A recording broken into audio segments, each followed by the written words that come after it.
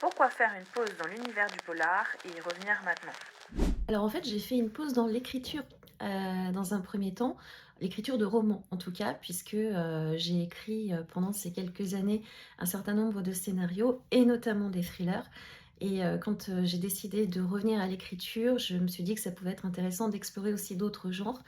Donc, j'ai écrit du cosy mystery, j'ai écrit, de la littérature contemporaine,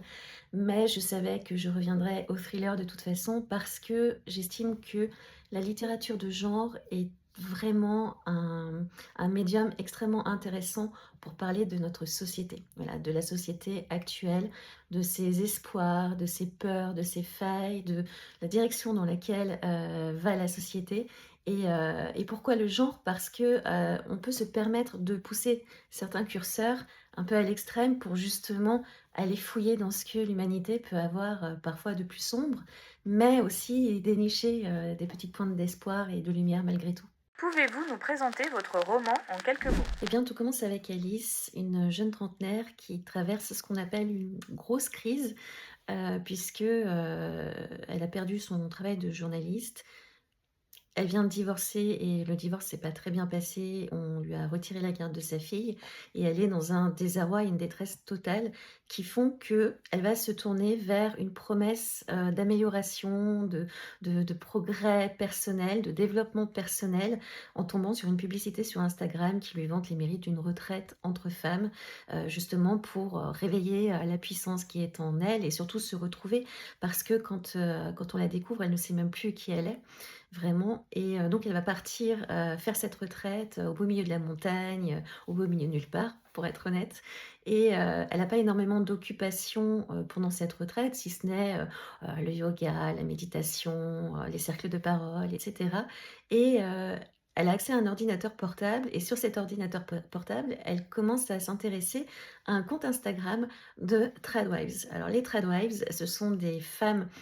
qui prônent un retour à un mode de vie où la femme est totalement, soumise et dépendante à son mari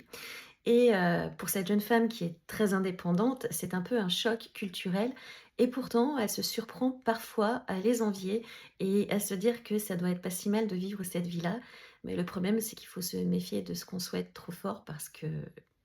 ça peut arriver. Pourquoi avoir choisi de parler du masculinisme et du phénomène des tradwives? Masculinistes et les tradwives fleurissent, en tout cas leurs comptes fleurissent un peu partout sur les réseaux sociaux et notre jeunesse y est exposée, très exposée. On pourrait se dire que c'est juste un phénomène de mode et que ça va passer et peut-être effectivement que ça va passer et je le souhaite très fort. Mais je pense qu'il est aussi intéressant de comprendre que derrière ces phénomènes, il y a un mouvement politique, il y a une volonté de, reconduire les femmes au foyer et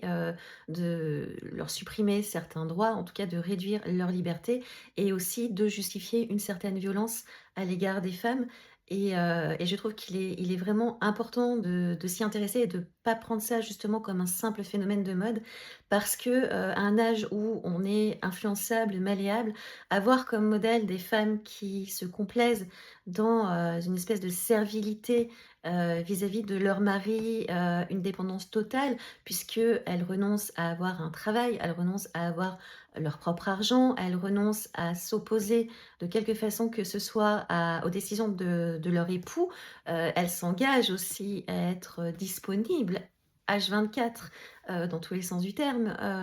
par rapport à leur époux, je trouve que c'est vraiment très important, de pouvoir nous déjà réfléchir à ce que véhiculent ces modèles-là pour pouvoir aussi en parler et alerter, nos jeunes afin qu'ils ne tombent pas dans ce piège-là de croire que ce modèle-là est un but à atteindre. Votre roman est très cinématographique. Vous a-t-on proposé ou envisagez-vous une adaptation au cinéma ou en série? Merci pour le côté cinématographique. Je pense que ça vient également du fait que je suis scénariste et que je pense aussi en images quand j'écris un roman. Alors bien sûr, j'aimerais qu'il soit adapté au cinéma si possible ou pourquoi pas en série, mais je pense effectivement qu'il y a un bon matériau, pour créer une histoire, audiovisuelle avec beaucoup de tension et des personnages extrêmement attachants. Donc je croise les doigts, mais j'y travaille, voilà, j'espère que ça va se faire. Êtes-vous en train d'écrire votre prochain roman et sera-t-il un polar? Oui, je suis en train d'écrire mon prochain roman, mais c'est pas du tout un thriller, c'est un cosy mystery, c'est le second tome de la nouvelle série que j'écris, pour Charleston sous le pseudonyme Arabella Grimm. Donc, le nom de la série, c'est Les détectives de l'allée 13. Le premier tome, c'était Noël au balcon, mort à l'horizon et là, je suis plongée dans un univers un peu plus léger,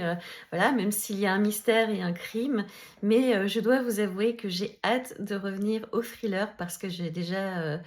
une idée pour le prochain et je suis très impatiente de commencer à l'écrire.